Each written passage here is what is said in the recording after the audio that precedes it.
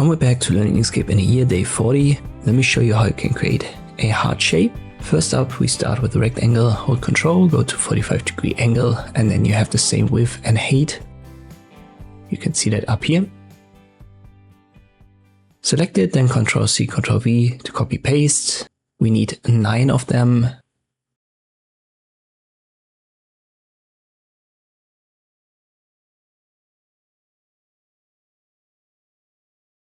And for now it looks like we just have a simple rectangle consisting of 9 rectangles, but there's actually a heart shape hidden inside.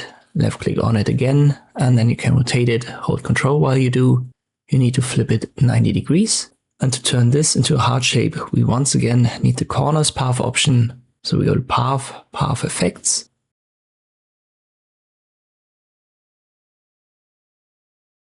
Now select the one on the left, use the corners, activate the nodes tool, and then drag this circle until you've got this round corner. We do the same here on the right hand side, and you can already see now, I believe, where the heart is. We select the top one and delete it. Now we have to select this one. Once again, use the nodes tool and deal with the top corner once more here. And now you can see that this was the heart shape. We go to Path and Union to connect all these shapes.